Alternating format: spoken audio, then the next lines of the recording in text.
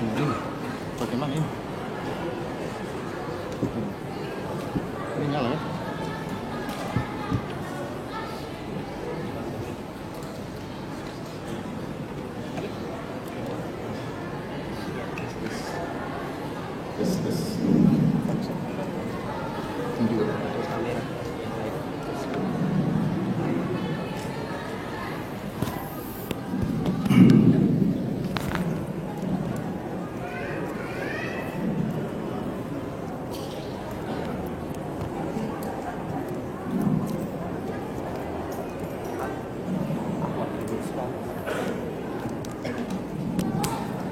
Bismillahirrahmanirrahim. Assalamualaikum warahmatullahi wabarakatuh. Alhamdulillahi ala ihsanihi wa syukru lahu ala taufiqihi wa amtinanihi wa asyhadu an la ilaha illallah wahdahu la syarika lahu ta'ziman li sya'nihi wa asyhadu anna Muhammadan abduhu wa rasuluhu ila ridwanihi. Allahumma shalli alaihi wa ala alihi wa ashabihi wa ikhwanihi. Hadirin hadirat yang dirahmati Allah Subhanahu wa taala. Alhamdulillah, puji dan syukur kita panjatkan kepada Allah Subhanahu wa taala yang berikan kita segala limpahan karunia dan nikmat yang tiada henti-hentinya. Salawat dan salam semoga tercurahkan selalu kepada junjungan kita Nabi Muhammad sallallahu alaihi wasallam, juga kepada keluarganya serta seluruh sahabat beliau tanpa terkecuali. Kita tahu bahwasanya kehidupan ini penuh dengan ujian. Tidak ada seorang pun yang hidup tanpa diuji, ya, siapapun dia. Apakah raja, apakah presiden, apakah menteri, apakah rakyat jelata, apakah orang terkenal, tidak terkenal, ya. Semuanya pasti diuji. Dan kalau kita diuji, berarti kita tidak suka dengan ujian tersebut, ya. Artinya tidak sesuai dengan apa yang kita harapkan. Betapa sering kita merencanakan sesuatu ternyata tidak sesuai dengan yang kita inginkan, atau mungkin sesuai dengan kita inginkan tapi tidak maksimal. Dan itu sering terjadi, ya. Itu membuktikan bahwasanya kita ini ada yang atur. Kita ini ada yang atur.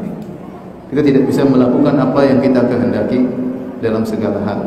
Dan Allah mengatakan, "Wa ma tasyauna illa ayyasha'allahu rabbul alamin." Tidaklah kalian berkehendak kecuali di bawah kehendak Allah Subhanahu wa taala. Sering kita dengar di Madinah orang Arab berkata, "Anta turid wa ana urid wallahu yaf'alu ma yurid." Kau berkeinginan, aku berkeinginan, tapi yang berlaku adalah keinginan Allah Subhanahu wa taala. Betapa sering kita atau betapa sering kapal berlabuh, inginnya angin berhembus sesuai dengan arah berlayar kapal tersebut, ternyata angin tersebut berbalik arah. Karenanya kita harus mempersiapkan diri kita untuk menghadapi perkara-perkara yang terkadang tidak sesuai dengan rencana kita. Di antara hal yang membantu kita untuk bisa mempersiapkan diri kita berhadapan dengan apa yang tidak kita sukai, yaitu kaidah dalam Al-Quran, wa asa an takrahu syai'an wa huwa khairul lakum. Bisa jadi kau membenci sesuatu namun itu baik bagimu, bahkan lebih baik bagimu. Bukan cuma baik bagimu, bahkan lebih baik bagimu. Ayat ini, ya, Allah sebutkan dalam Al-Quran dalam banyak ayat. Kemudian Allah berikan contoh dalam banyak contoh. Banyak sekali contoh dalam Al-Quran. Belum kita bicara hadis-hadis Nabi SAW, untuk menegaskan kepada kita bahwasanya tidak semua yang kita inginkan terjadi, agar benar-benar hati kita siap berhadapan dengan hal tersebut. Wa asa an takrahu syai'an wa huwa khairul lakum. Bisa jadi kau membenci sesuatu ternyata lebih baik bagimu. Wa asa an tuhibbu syai'an wa huwa syarrul lakum. Bisa jadi kau mencintai sesuatu ternyata lebih buruk bagimu. Wallahu ya'lamu wa antum la ta'lamun. Allah yang tahu sementara kau tidak mengetahui. Hal ini kenapa? Karena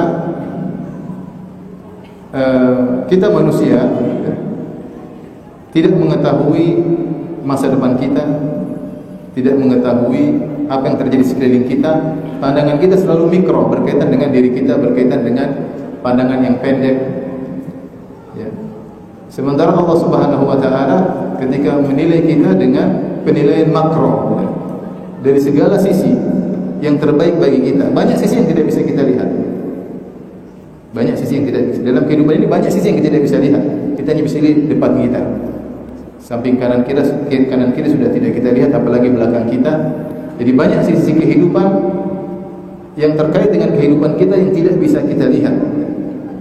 Adapun Allah Subhanahu wa taala melihat dari segala sisi untuk kebaikan kita.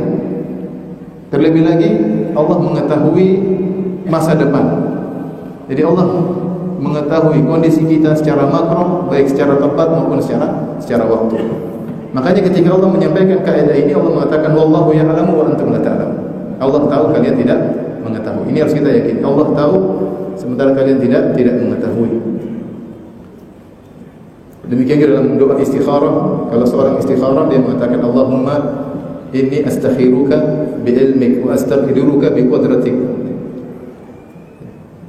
wa as'aluka min fadlika al-'azim fa innaka ta'lam wa la a'lam wa taqdir wa la aqdir wa anta 'allamul ghuyub. Ya Allah, aku memohon pilihan-Mu dengan keluasan ilmu-Mu, ya. Dan aku menyerahkan kekuasaan kepadamu. Kenapa? Karena aku minta karunia-Mu, karena Engkau tahu, aku tidak tahu. Pengakuan dari sang hamba, fa innaka ta'lam wa la a'lam. Engkau tahu segala sesuatu sementara aku tidak tahu. Wa taqdir wa la aqdir. Engkau lebih mampu dalam segala hal sementara aku tidak mampu. Wa anta 'allamul ghuyub, dan Engkau mengetahui perkara-perkara yang gaib. Inilah kenapa kita tahu bahwasanya apa yang Allah berikan itu yang terbaik jika kita mengikuti prosedur. Allah berfirman tentang Nabi SAW dalam surat Al-Hujurat, wa'lamu anna fikum Rasulullah. Ketahuilah wahai para sahabat, di tengah-tengah kalian ada Rasulullah SAW. Lau yudhi'ukum fi katsirin minal amri la'anittum. Kalau Muhammad SAW mengikuti kalian dalam banyak urusan kalian, maka akan merepotkan kalian. Artinya kalau Rasulullah SAW mengikuti ide para sahabat, baiknya begini, baiknya begini, baiknya begini, justru akan merepotkan kalian. Oleh karenanya, apa yang Rasulullah pilihkan itu yang terbaik. Hukum yang Rasulullah SAW lafalkan itu yang terbaik. Meskipun menurut kita terkadang kurang pas, menurut kita kok nggak pas dengan diri kita, menurut kita kayaknya kurang pas dengan waktu kita. Tetapi ingat kata Allah Subhanahu wa taala, "Lau yuti'ukum fi katsirin minal amri la'anittum." Justru kalau Nabi sallallahu alaihi wasallam mengikuti kalian dalam banyak urusan kalian, nurut sama kalian, justru merepotkan kalian. Ikhwan dan akhwat yang dirahmati Allah Subhanahu wa taala, kaidah ini Allah sebutkan dalam Al-Qur'an dalam beberapa tempat, kemudian kita akan sebutkan contoh-contohnya. Di antaranya Allah sebutkan dalam 3 kondisi. Kelihatan atau tidak? Saya lihat ini. Enggak kelihatan kan? Hah? Berupa apa itu? Masya Allah.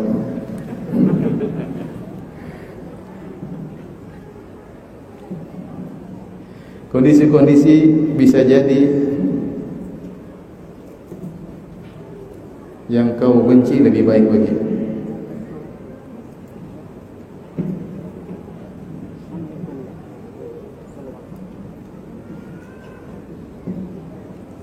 Kelihatan kan?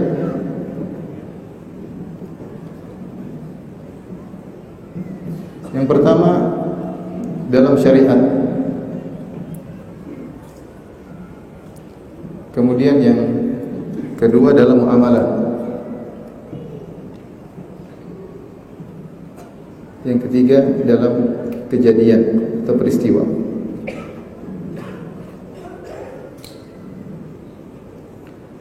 Yang pertama dalam syariat,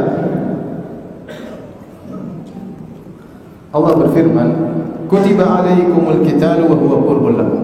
Diwajibkan atas kalian berjihad dan itu dibenci oleh kalian. Tidak ada yang suka jihad. Gimana jihad? Meninggalkan anak istri. Khawatir kalau kita meninggal istri jadi janda, anak-anak jadi yatim. Tidak ada yang suka. Tabiat manusia tidak suka perang. Belum kalau berperang membunuh orang atau dibunuh ya, atau terluka dan macam-macam. Kata Allah, kutiba 'alaikumul qitalu wa huwa kurhun lakum. Diwajibkan atas kalian jihad sementara kalian tidak suka. Wa asa an takrahu syai'an wa huwa khairul lakum. Bisa jadi kau membenci sesuatu namun itu baik bagimu. Wa asa an tuhibbu syai'an wa huwa syarrul lakum. Bisa jadi kau membenci sesuatu dan itu lebih buruk bagimu. Wallahu ya'lamu wa antum la ta'lamun. Allah yang tahu dan kalian tidak tahu. Ini contoh Allah memberikan syariat yang terkadang kita tidak suka. Ternyata itu lebih baik bagi kita. Dan kita dalam kehidupan sehari-hari banyak kita terkadang repot ya. Kenapa harus sholat ke masjid kadang-kadang? Coba kalau sholat subuh bisa sampai jam 9, saya sholat subuh jam 7 pagi.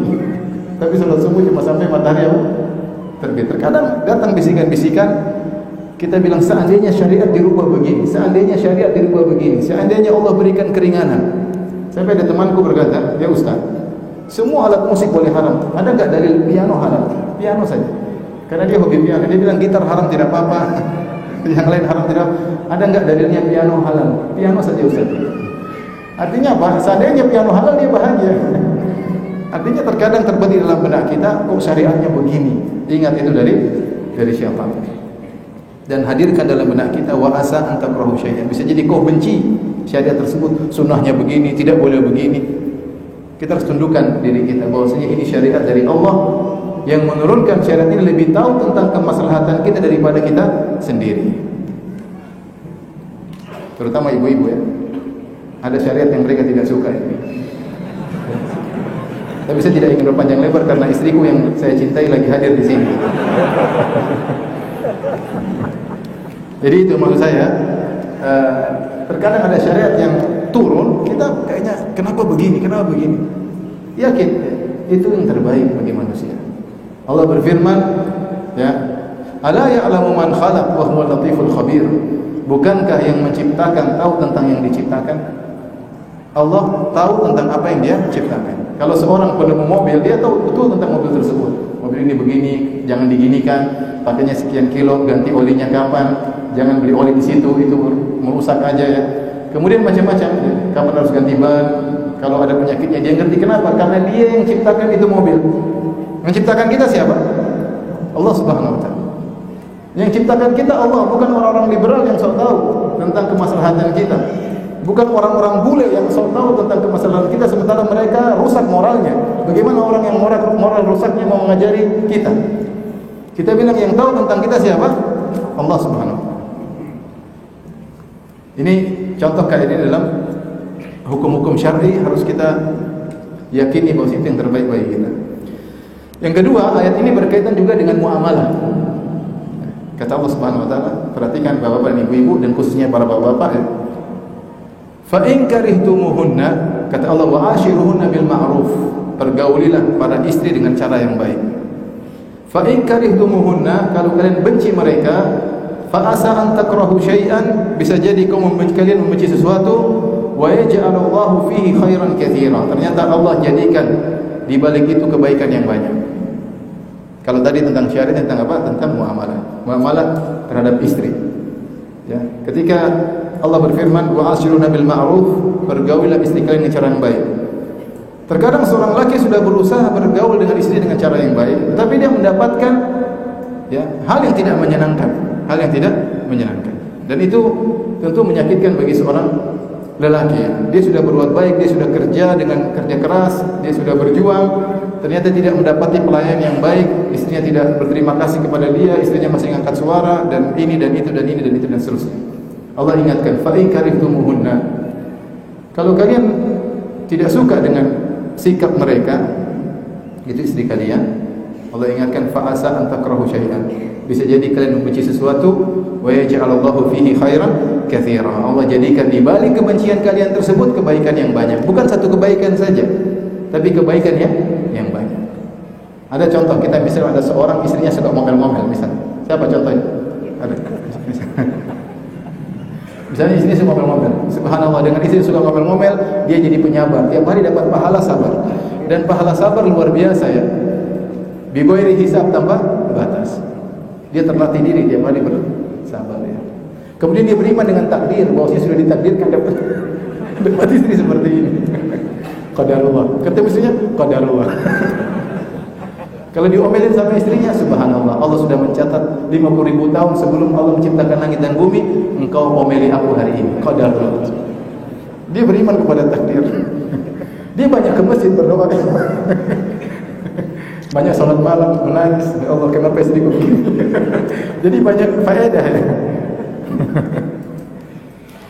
Ada seorang memiliki anak yang sangat saleh. Orang-orang melihat bagaimana kesolehan anaknya, mereka kagum. Mereka bertanya kepada orang lain, "Kok bisa anakmu saleh?" Dia bilang karena kesabaranku terhadap ibunya. Kalau aku tidak sabar, aku ceraikan segera, tidak akan muncul anak ini. Anak ini muncul dari rahim seorang wanita yang aku benci. Paham? Jangan cuma nganggu-nganggu ya, praktekkan.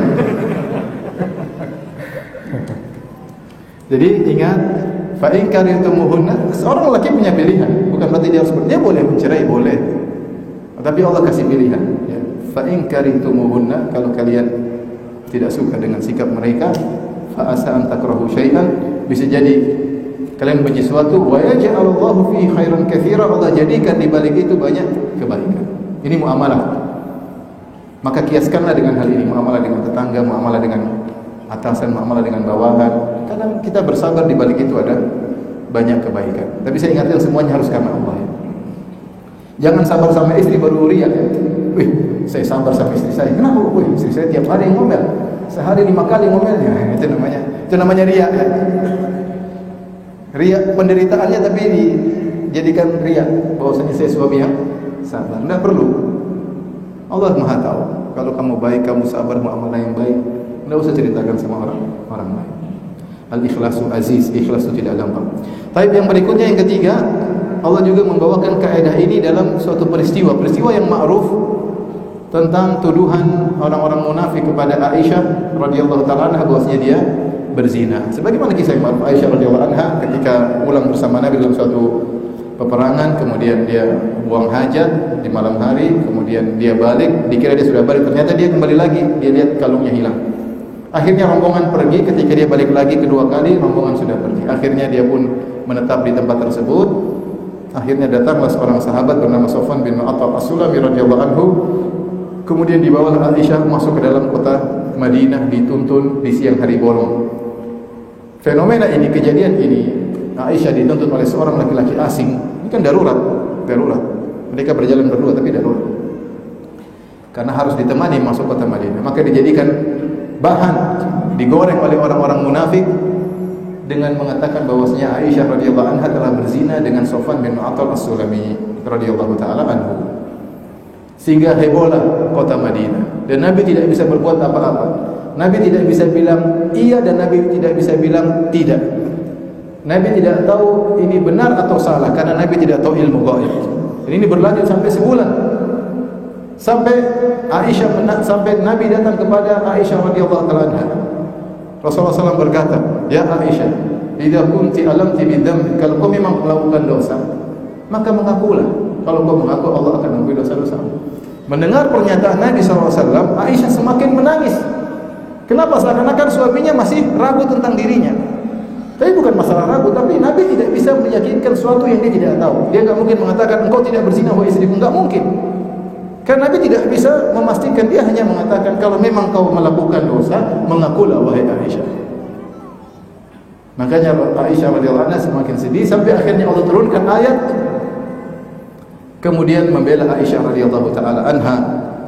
Maka semakin naiklah pamor Aisyah radhiyallahu taala anha.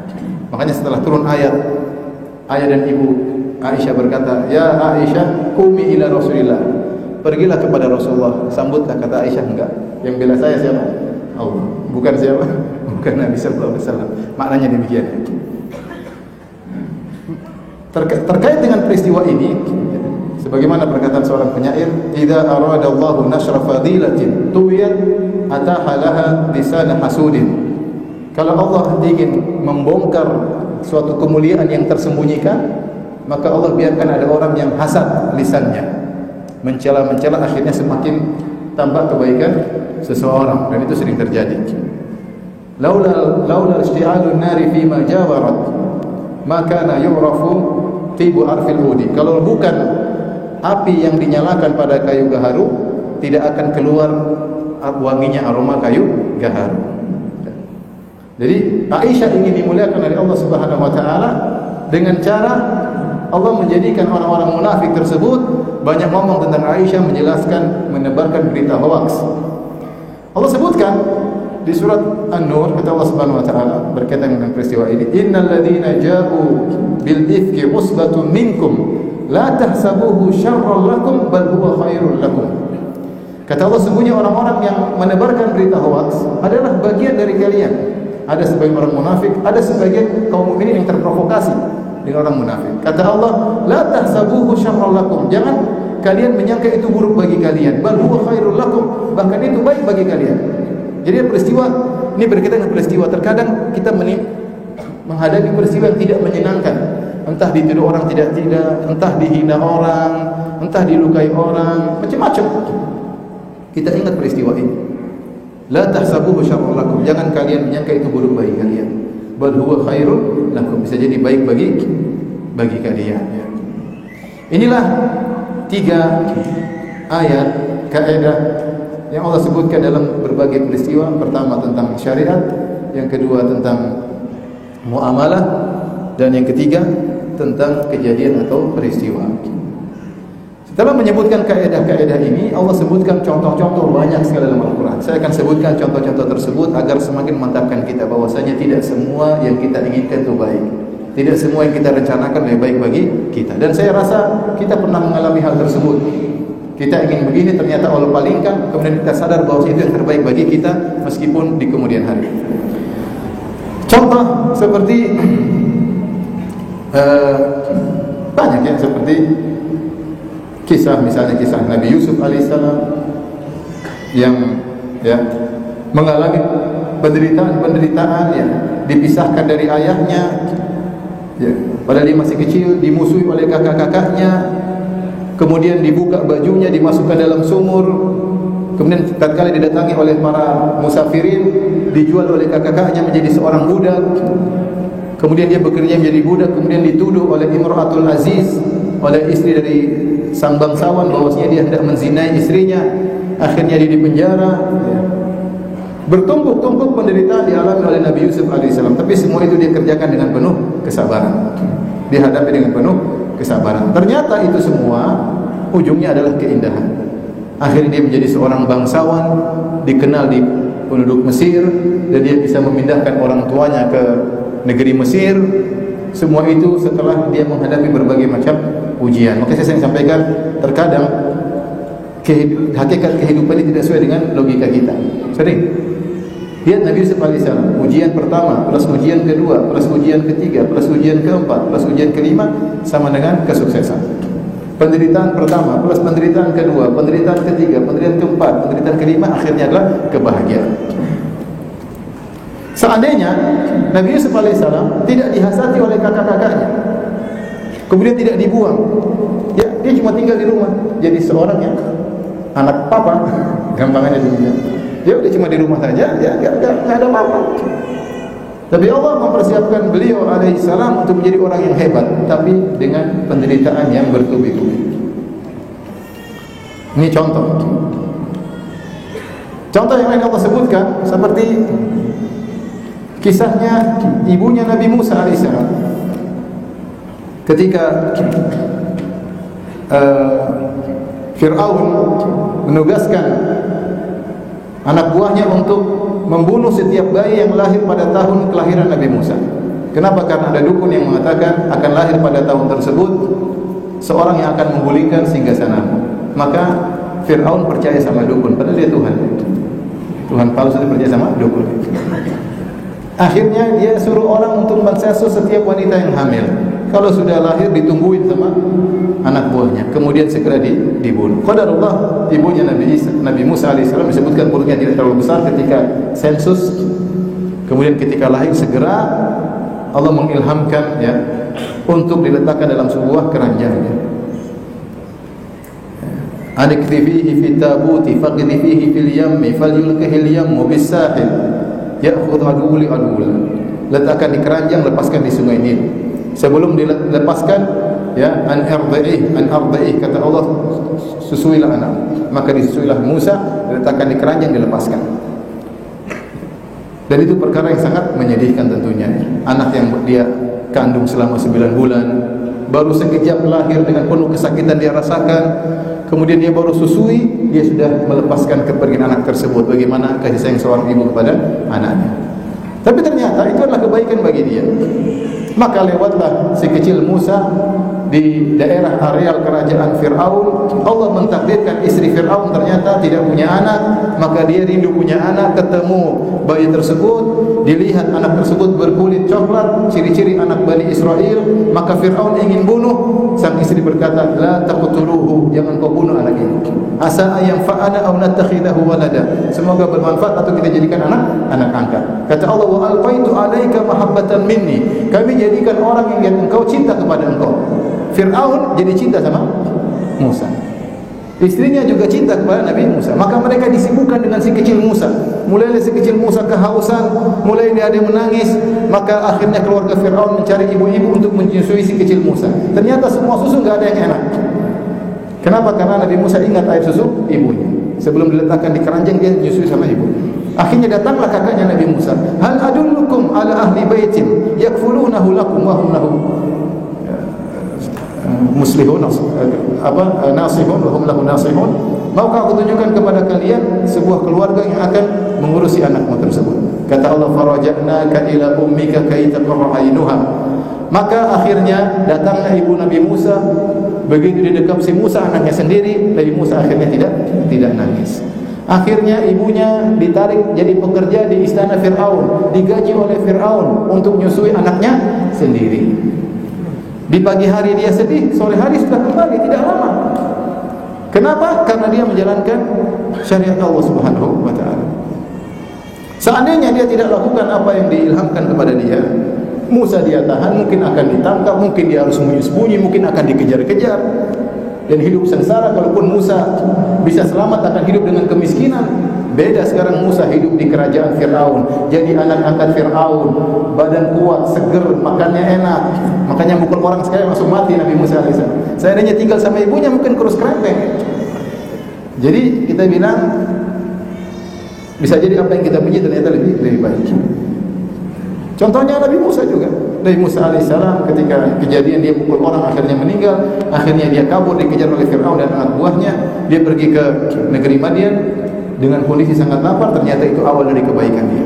Ternyata dia bertemu dengan seorang calon mertua yang soleh, kemudian dinikahkan dengan wanita yang soleha. Ternyata dia mengembalakan kambing sampai sekitar 8 tahun atau 10 tahun, dan itu syarat menjadi nabi, harus menggembalakan apa? Kambing. Setelah itu dia menjadi seorang rasul. Kisah lagi yang Allah sebutkan seperti kisahnya ibunya Maryam. Ada yang mengatakan namanya adalah Hanna, yang Allah sebutkan tentang idh qalat imra'atu Imran Rabbi inni nadartu laka ma fi batni muharraran fataqabbal minni innaka antas samiul alim. Jadi ibunya Maryam ini disebutkan oleh Ibnu Katsir dalam tafsirnya, suatu hari dia melihat ada seekor burung memberi makan kepada anaknya. Maka dia ingin punya anak lagi, atau dia ingin punya anak. Maka dia berdoa, ya Allah, anugerahkanlah aku seorang anak. Akhirnya dia hamil. Ketika dia hamil, dia semangat dan dia bernazar kepada Allah, ya Allah, kalau anakku lahir laki-laki, dan dia berharap laki-laki, ya, aku akan menjadikan dia fokus untuk berkhidmat di Baitul Maqdis. Fataqabbal minni, terimalah nadarku ini. Innaka antas samiul alim, sungguhnya engkau Maha mendengar lagi Maha mengetahui. Terus mulailah dia mengandung, terus sampai 9 bulan, berharap anaknya apa? Laki-laki. Dan tujuannya mulia, anak laki-laki ini akan berkhidmat di Baitul Maqdis. Falamma wada'atha qalat rabbi inni wada'tuha untha. Tatkala dia melahirkan ternyata perempuan, tidak sesuai dengan cita-cita, tidak sesuai dengan rencana.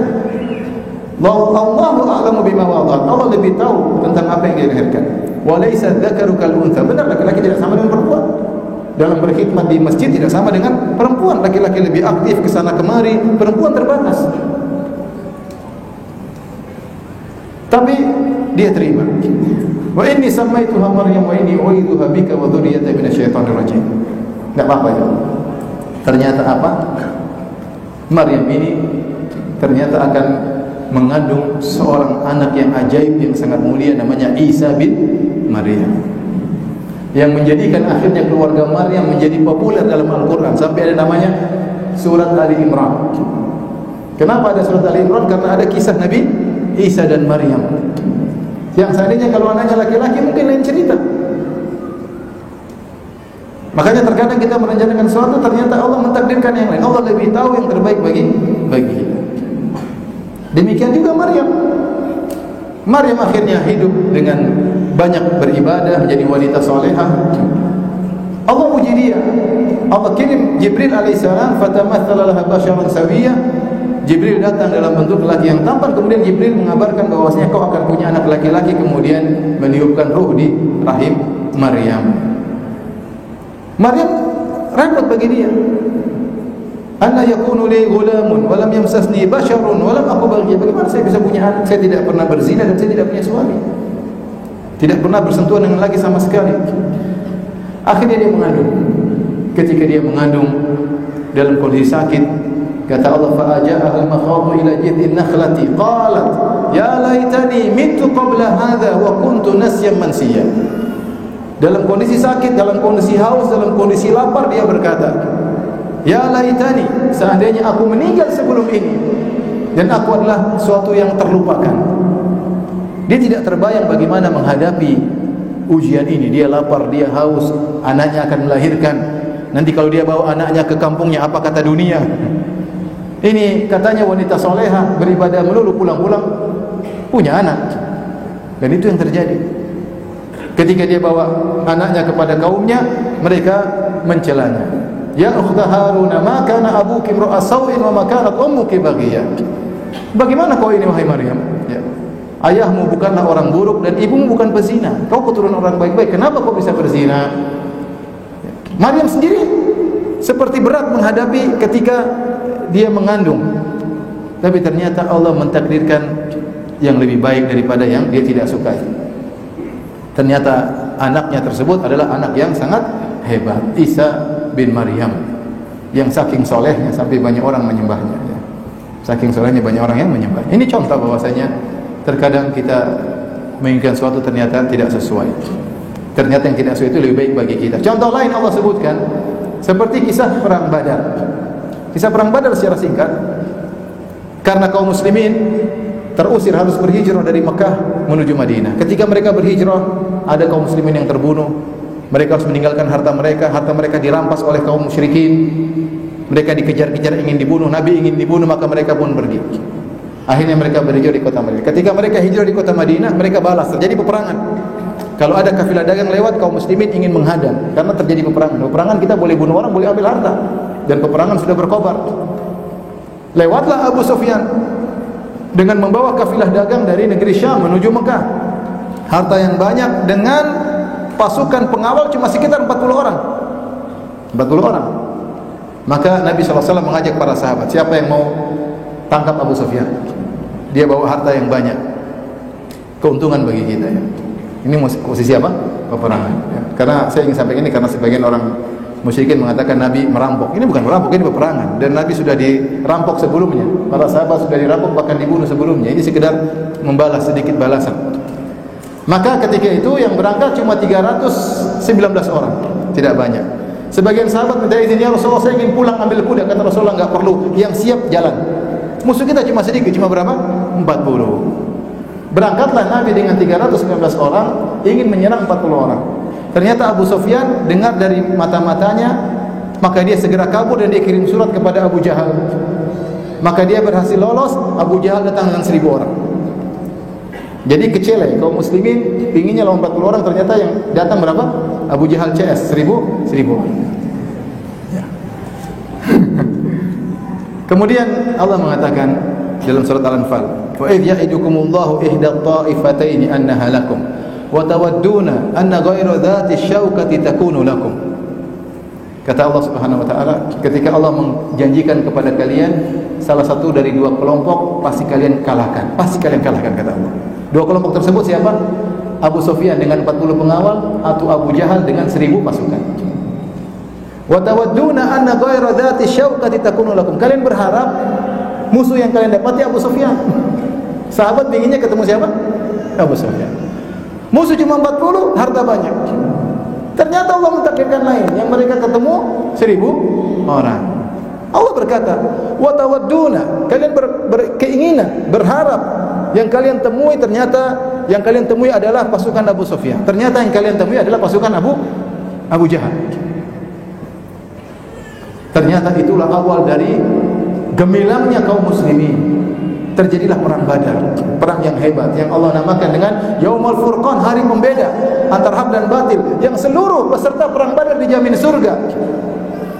Dan para sahabat yang terbaik adalah yang ikut dalam perang Badar. Bahkan Allah berkata kepada para peserta perang Badar, "I'malu ma syi'tum qad ghafartu lakum." Lakukan yang kalian kehendaki, aku sudah mengampuni kalian. Mereka tidak duga, mereka inginnya lawan 40, ternyata mereka melawan 1000 orang. Itu terkadang, coba kalau mereka lawan 40 cuma dapat harta, selesai urusan. Tapi ketika yang mereka lawan adalah 1000 orang, lain ceritanya. Pamor mereka naik.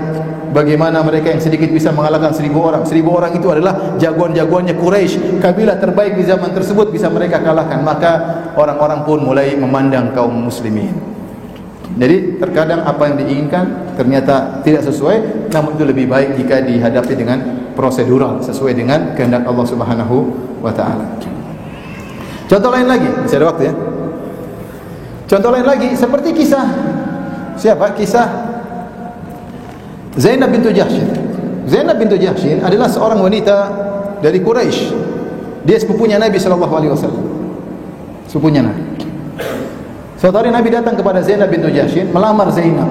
Zainab senang, dikira Nabi yang melamar, ternyata Nabi lamarkan untuk anak angkatnya, Zaid bin Harithah, budak. Zaid bin Harithah ini seorang budak yang dibeli oleh Hakim bin Hizam. Hakim bin Hizam itu ponakannya Khadijah radhiyallahu taala anha. Ketika Hakim bin Hizam masih kafir, dia beli Zaid bin Harithah, kemudian dia hadiahkan kepada bibinya, tantenya Khadijah. Kemudian Khadijah hadiahkan kepada Nabi. Kebetulan Nabi tidak punya anak laki-laki, maka Nabi angkat dia sebagai anaknya. Maka Zaid bin Harithah dikenal dengan Zaid bin Muhammad sebelum dibatalkan peraturan anak angkat tersebut. Dikenallah namanya Zaid bin Muhammad. Rasulullah SAW datang melamar Zainab bintu Jahsy yang memiliki nasab sangat tinggi di Arab ketika itu untuk dinikahkan dengan Zaid bin Harithah, bekas budak. Enggak ada kesamanya sama sekali. Akhirnya Zainab binti Jahsy akhirnya tidak mau, tapi turun firman Allah Subhanahu wa taala, "Wa ma kana lil mu'min wa la mu'minatin idza qada Allahu wa rasuluhu amran an yakuna lahumul khiyaratu min amrihim." Tidak pantas bagi seorang laki mukmin dan wanita mukminah jika telah datang perintah dari Allah dan Rasulnya, mereka masih punya pilihan lain. Akhirnya Zainab pasrah menikah dengan siapa? Zaid bin Harithah. Suatu yang dia tidak suka, tapi dijalankan perintah Allah. Allah bilang nikah, dia nikah. Berjalan kehidupan rumah tangga mereka, ternyata terjadi cekcok, enggak cocok. Ternyata akhirnya Zaid bin Harithah tidak kuat berhadapan dengan Zainab. Maka dia bilang sama Nabi, dia ingin ceraikan siapa? Zainab. Dan akhirnya dia ceraikan Zainab. Setelah dia ceraikan Zainab, Allah nikahkan Nabi dengan Zainab. Falamma qada Zaidun minha wataran zawwajnakaha. Tatkala Zaid bin Harithah setelah selesai dari Zainab dan Zainab sudah selesai masa iddahnya, kami nikahkan engkau dengan Zainab. Kenapa Allah nikahkan Nabi Muhammad SAW dengan Zainab? Ketika itu Allah melakukan suatu tindakan yang anti mainstream kata orang, ya. Karena ketika itu sedang tersebar kalau anak angkat seperti anak sendiri. Kalau anak angkat seperti sendiri sehingga dia mewariskan harta dari bapak angkatnya.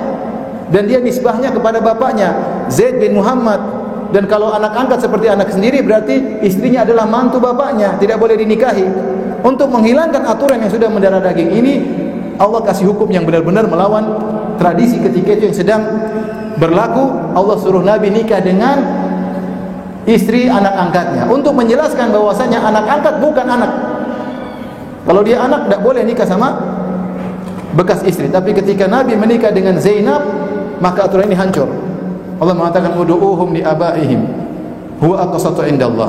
Serulah nama-nama anak-anak tersebut berdasarkan bapak mereka. Jangan bilang lagi Zaid bin Muhammad, tapi bilang Zaid bin Harithah. Akhirnya Nabi menikah dengan Zainab. Lihat, Zainab jadi ummul mukminin. Setelah pertama dia nikah dengan apa? Zaid. Ternyata itu proses yang Allah siapkan, skenario yang Allah siapkan agar Zainab bisa menjadi istri Nabi SAW. Jadilah dia istri Nabi di dunia, istri Nabi di surga. Sampai Zainab bangga.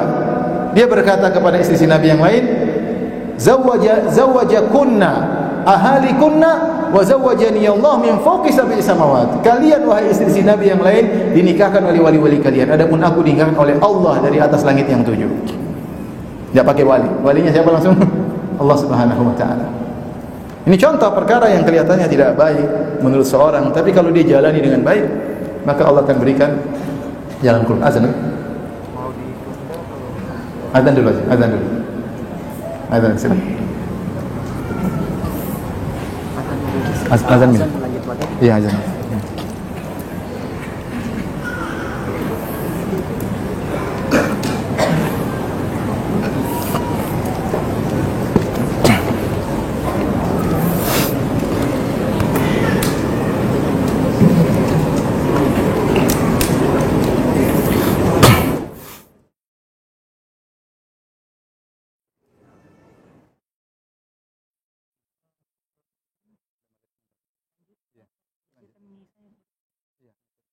Lanjut terus kemudian komat.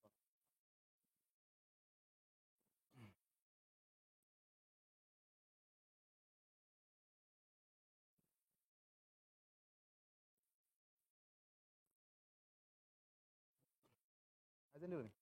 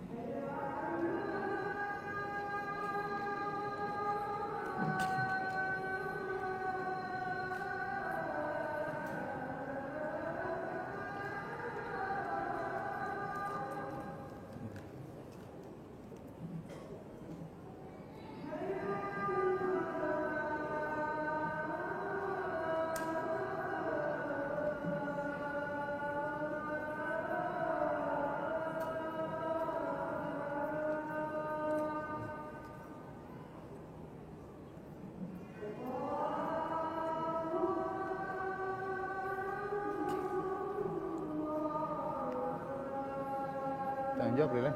Tanya jawab aja langsung. Tanya jawab aja.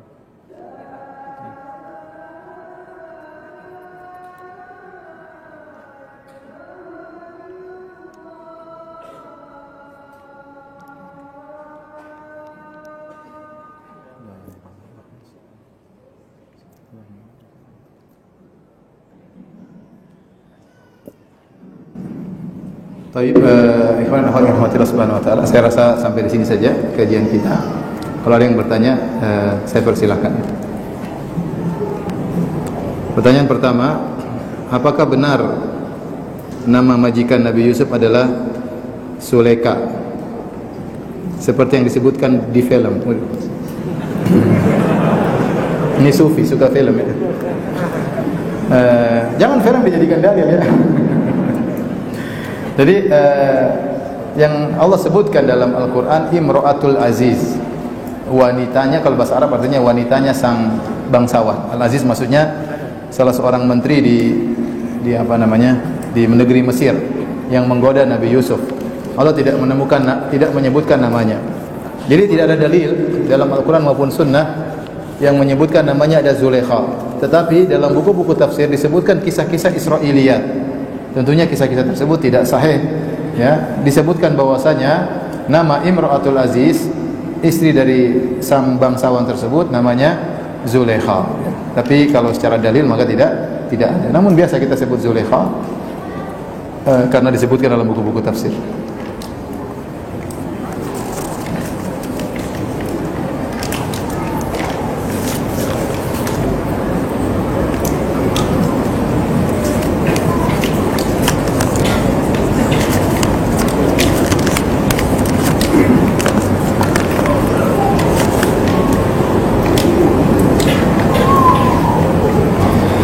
Ustaz, apakah sikap setiap sesuatu yang kita benci kita mensikapi dengan kesabaran? Saya bilang setiap kita menghadapi ujian, sesuatu yang tidak kita sukai, ikut prosedur ya. Prosedur yang diajarkan dalam syariat, yaitu kita bersabar, kita musyawarah, kita berdoa kepada Allah Subhanahu wa taala ya. Kita husnudzon kepada Allah. Dan itu baru bisa menimbulkan kita berbaik sangka kepada Allah. Kalau kita ikut prosedur, baru kita bilang wa asa an takrahu syai'an wa khairul lakum. Bisa jadi apa yang kau benci lebih baik bagimu. Artinya ketika kita musibah kita sabar. Tapi kalau kita kena musibah, kita marah-marah, banting sana banting sini, nyalahkan sekitar kita, baru kita bilang bisa jadi lebih baik. Enggak bisa. Sejak awal sudah kau buruk. Karena sejak awal kau sudah tidak sabar. Kata Nabi SAW, laisa minna man daraba al-hududa wa syaqqal juyuba wa da'a bid'awal jahiliyah. Bukan dari golongan kami seorang tatkala terkena musibah lantas dia mukul-mukul pipinya, dia robek-robek bajunya, dia menyuruh dengan seruan jahiliyah. Jadi sulit kita positive thinking kepada Allah kalau kita tidak ikut prosedur. Oleh karenanya agar kita meyakini hal tersebut, inilah pilihan Allah, inilah yang terbaik, makanya kita hadapi dengan apa? Ikut prosedur. Kalau perlu ada, jadi sabar iya. Masalah tindakan itu tidak menafikan kesabaran. Misalnya ada seorang mencuri, ya kita sabar, ini musibah, tapi kita laporkan dia ke polisi, tidak apa-apa. Bukan berarti kita lapor ke polisi nggak sabar, kita sabar, tapi kita menjalankan yang seharusnya. Ini kalau orang tidak dilaporkan, dia akan mencuri lagi yang lain misalnya, ya. Tapi kita sabar, bahwa ini sudah takdir dari Allah Subhanahu wa Ta'ala.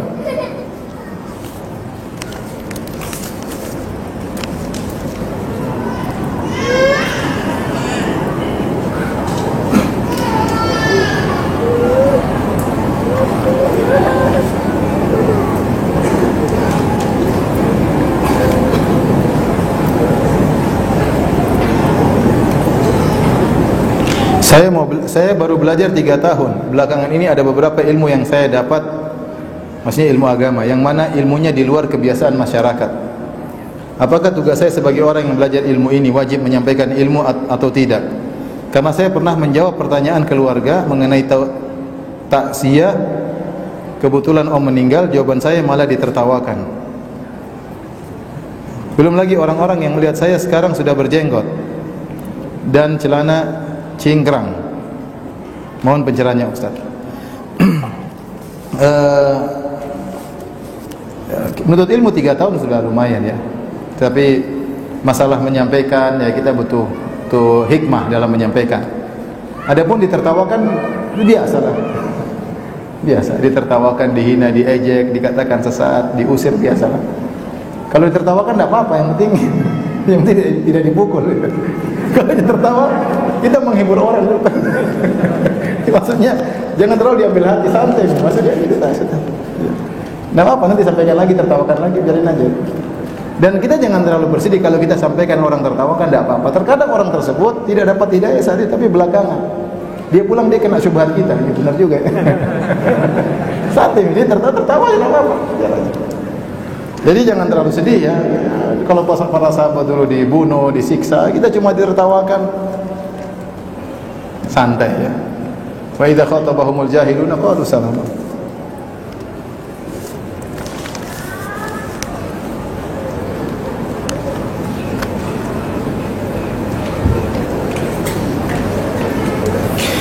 Mau tanya Ustaz, orang tua kami sudah meninggal tapi belum sempat, kami tidak sempat berbakti bagaimana cara pemberian nama tempat ibadah seperti musalla? Apakah bisa memberikan nama almarhumah ibu kami sebagai bakti kami kepadanya? Ingat, nama masjid itu bukan nama kepemilikan, karena masjid semuanya milik Allah. Annal masajida lillah. Masjid semuanya milik Allah. Masjid dinamakan untuk tamyiz, untuk membedakan antara satu dengan yang lain. Kalau semua masjid di Makassar namanya Masjid 45, orang bingung. Makanya perlu dibedakan Masjid 45, masjid ini, Masjid anu, bukan kepemilikan. Karena masjid milik siapa? Milik Allah. Oleh karenanya Al-Hafidz Ibnu Hajar dalam Fathul Bari menyebutkan, waspada ketika menamakan masjid dengan nama-nama orang tertentu. Waspada, khawatir timbul riya dan macam-macam. Saya bangun masjid, saya kasih nama Masjid Firanda. Saya bukannya riya, cuma mau kasih tahu saya yang bangun sama. Kenapa masjid nama Firanda? Itu biar tahu bahwasanya saya yang bangun. Ya, repot kan? Jadi kalau bangun masjid, kasih nama untuk pembedaan. Nah, kalau kita namakan masjid dengan nama bapak kita, ya kita tidak nuduh orang, cuma khawatir. Antum kan ingin bangun masjid, pahalanya untuk siapa? Untuk ibu. Ya, kalau antum namakan masjid siapa gitu, Masjid Mbak Wati misalnya, Masjid Mbak, nama ibu antum misalnya Wati, ya, nanti orang kan, Masya Allah, anak-anak berbakti, mereka yang bangun masjid, namanya nama ibunya, khawatir aja ya. Tapi demikian Ibnu Hajar memperingatkan dalam Fathul Bari, waspada orang-orang yang menamakan masjid dengan nama-nama pribadi atau nama orang tua tanpa kita menuduh orang lain ya. Artinya kalau kita sebaiknya tidak usah, sebaiknya kita kasih nama masjid yang biasa, Masjid Ar-Rahman, Masjid Al-Fattah ya, dan selanjutnya. Nanti ada masjid hebat, Masjid Asmaul Husna. Semua nama-nama Allah satu digabung jadi 99 kubah. Jadi masjid apa? Asmaul Husna. Hah?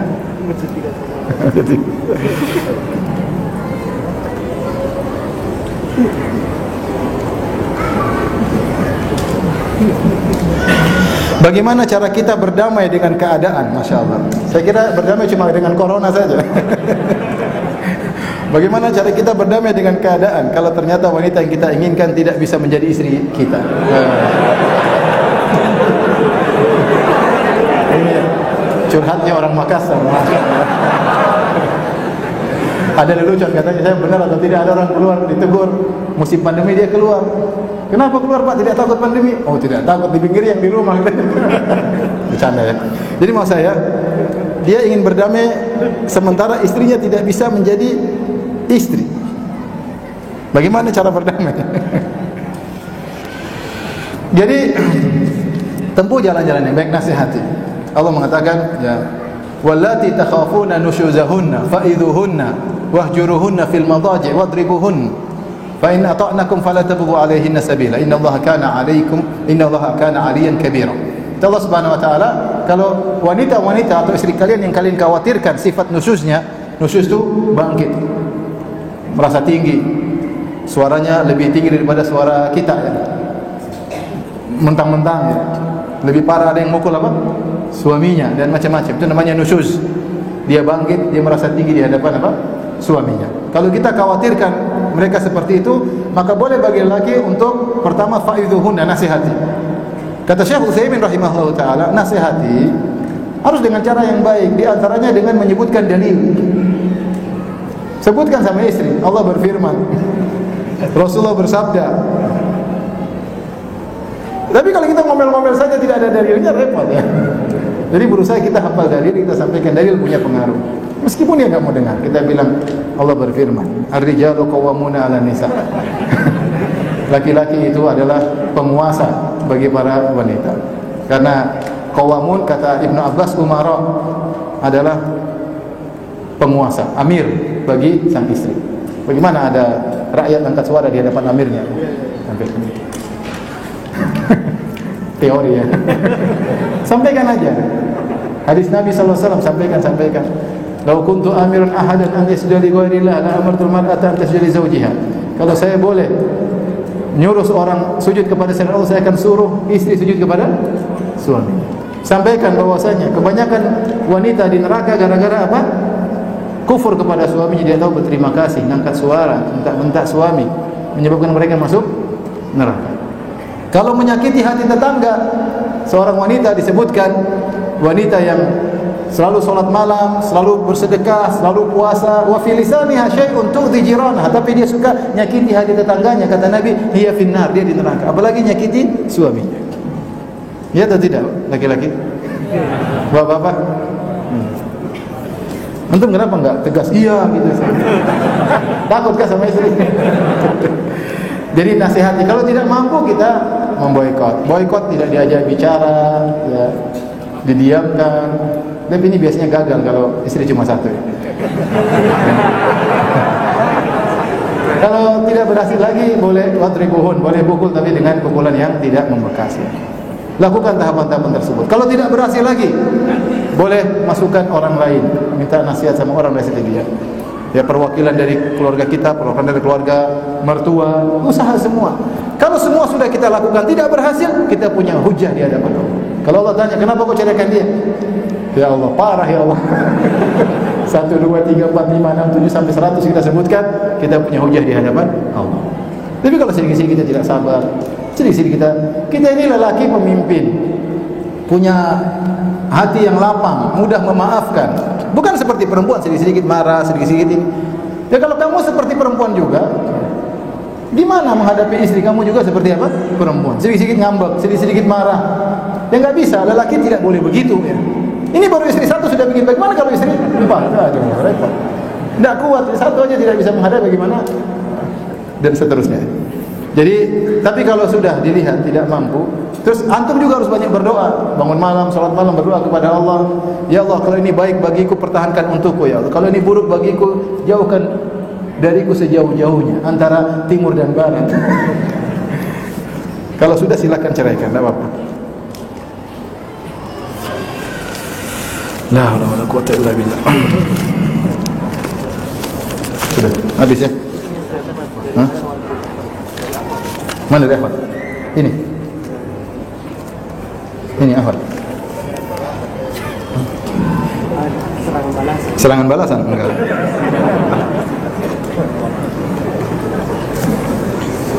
Ustaz, apakah terdapat hikmah yang dapat diambil dari perbuatan dosa pada masa lalu? Banyak hikmah. Kita tahu bahwasanya kita dicintai oleh Allah, makanya Allah kasih kita apa? Hidayah. Betapa banyak orang tidak dapat hidayah. Kita tahu bahwa iman kita lemah. Kalau Allah tidak tolong kita, kita tidak bakalan bisa bertahan dalam godaan yang begitu banyak dalam kehidupan ini. Kata Allah, "Walaula fadlullahi 'alaikum wa rahmatuhu ma zaka minkum min ahadin abadan, walakin Allah yuzakki man yasha." Kalau bukan karena karunia Allah dan rahmat Allah, tidak seorang pun dari kalian menjadi orang saleh, tetapi Allah menjadikan saleh siapa yang Allah kehendaki. Allah mengatakan, "Walaula an thabbatnaka laqad kita tarkanu ilaihim syai'an qalila." Kalau bukan kami kokohkan engkau wahai Muhammad, kau akan condong kepada mereka, itu Muhammad sallallahu alaihi wasallam. Kalau kami tidak kokohkan engkau, walaula an thabbatnaka, kalau tidak kami kokohkan engkau wahai Muhammad, kau akan condong kepada keburukan kepada mereka. Makanya itu hikmahnya kenapa setiap kita salat kita bilang ihdina siratal mustaqim. Karena kita butuh selalu dibimbing oleh Allah Subhanahu wa taala. Ya. Dan banyak ketika kita ingat dosa kita tidak ujub. Makanya Ibnu Qayyim mengatakan ada orang masuk neraka gara-gara amal soleh dan ada orang masuk surga gara-gara dosa. Kok bisa? Ketika dia ingat amal solehnya melulu, dia ujub, akhirnya masuk neraka. Dan ada orang selalu ingat dosa-dosanya, akhirnya dia selalu ingat kepada Allah dan dia akhirnya selalu tawadhu dan dia masuk surga. Dia masuk surga. Di antara tafsir firman Allah Subhanahu wa taala, "Hadza ma tu'aduna likulli awwabin hafiz." Inilah surga yang dijanjikan kepada orang yang awabin hafid, yang selalu kembali kepada Allah dan selalu menjaga. Orang yang selalu menjaga dijanjikan surga. Apa maksudnya menjaga? Di sini ada dua tafsiran. Di antaranya adalah menjaga Allah dengan menjalankan perintah dan menjauhi larangan, maka dia dapat surga. Tafsiran kedua, dia menjaga yaitu dia ingat dosa-dosanya.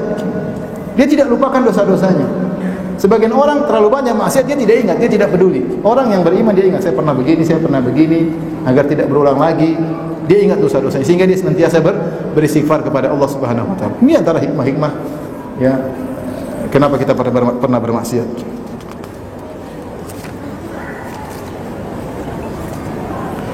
Setelah menikah saya hanya ingin menjadi ibu rumah tangga, tapi qadarullah suami saya belum mendapat pekerjaan dan saya sudah melahirkan 3 anak. Kehidupan kita selama ini ditanggung orang tua saya. Suami tidak bersemangat dalam mencari pekerjaan, hanya menunggu saja sampai ada tawaran. Berapa kali kami diberi modal tapi terbengkalai dan tidak dilanjutkan dan tidak diusahakan suami. Saya mencoba menjalankan yang bisa saya jalankan tapi tidak bisa memenuhi kebutuhan. Saya malu pada orang tua saya dan mereka maksa menjadi PNS. Apakah ini solusi yang terbaik? Diskusi sama suami ya. Diskusi, usahalah ya. Usaha sambil berdoa kepada Allah. Kita husnuzan kepada Allah. Kalau suami berusaha, kalau suami merasa nggak akan dapat pekerjaan. Ya sulit, maksud saya sulit ya. Mungkin tapi sulit. Jadi berdoa, suami istri berdoa, bangun malam berdoa kepada Allah, menangis kepada Allah. Sebulan insya Allah dapat pekerjaan. Masa enggak dapat? Masa Allah tidak sayang? Yang penting suami berusaha. Dan jangan sungkan-sungkan melakukan pekerjaan apa saja, yang penting halal. Yang penting apa? Halal. Yang ini kurang keren pekerjaannya.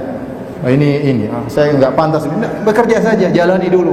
Nanti Allah kasih yang lain lagi, Allah kasih yang lain lagi. Ya akhi, dulu ada saya punya kawan. Dia kerja, dia pernah jadi becak. Membecak. Sekarang dia kaya raya ya. Bisa bangun masjid sampai 70 miliar. Dulunya becak. Dan dia bilang dulu dia sempat matanya luka gara-gara lagi nukang, terus akhirnya ada temannya yang punya baru beli sepatu baru, kemudian karena nggak ada uang akhirnya temannya jual sepatu, beli obat buat matanya. Akhirnya sekarang dia kasih kedudukan bagi temannya tersebut setelah dia kaya raya. Saya bilang, kenapa kau tidak telepon saya waktu itu? Baik, demikian saja kajian kita. Wabillahi taufiq wal hidayah. Assalamualaikum warahmatullahi wabarakatuh.